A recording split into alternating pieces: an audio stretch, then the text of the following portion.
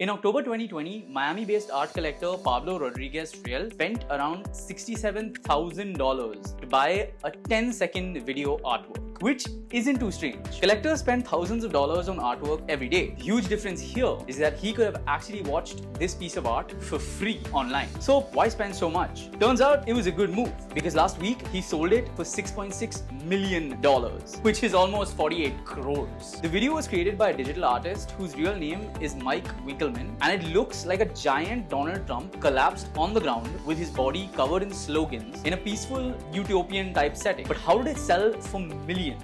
See, this type of transaction, buying pieces of work online, has been picking up steam as a new type of digital asset called non-fungible token, or NFT. NFTs are cryptographic tokens that represent something unique. Non-fungible assets function differently than assets like gold, dollars, stocks, bonds, or even Bitcoin, in the sense that they cannot be exchanged on a like-for-like basis. Each one is unique. Similar to the boom of cryptocurrencies like Bitcoin and Ethereum in the last few years, the volume of this type of transaction has soared. It actually saw a massive surge during the pandemic as collectors and investors started spending massive amounts of money on things that only existed online. I wish someone would spend millions and millions of dollars on my amazing reels.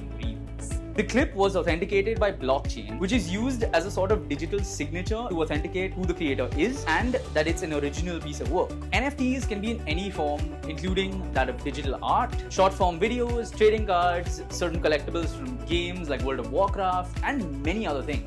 Collectors and investors like this form of investment as it adds status and value to their online life and wealth collection. Similar to how art connoisseurs buy fine pieces of art, comic book collectors buy rare graphic novels, or baseball fans spend thousands and thousands of dollars on trading cards and memorabilia. Of course, again, similar to Bitcoin and other cryptocurrencies, since it's a new form of transaction, there is a risk of massive losses if the hype around it dies down. Then again, there was also very little chance of buying something for around $60K and then selling it for $6.6 million.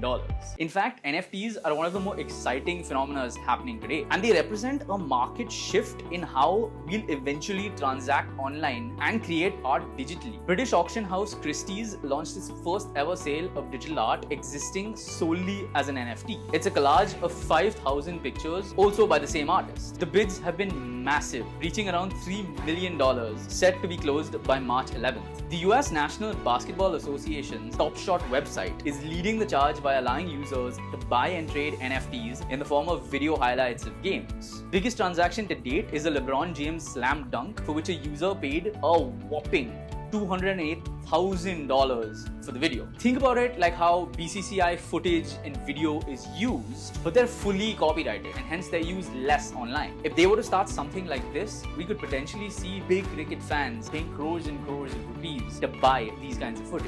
Again, with the boom of cryptocurrencies and blockchain tech, NFT purchases could be a new form of investment set to make collectors millions and millions of dollars in the long run. So, what do you think of NFTs? Do you think it's just some kind of passing fad, or do you think it's here to stay? Would you like to know more about these kinds of transactions? Let us know in the comments. Hey guys, if you enjoyed the video, don't forget to like, share and subscribe. The kinds of videos we want to make are to ask fun and compelling questions, explore weird and intriguing stories, and delve into secret histories. So if that's something you're interested in, this is the channel for you. Don't forget to tell us what you like in the comments.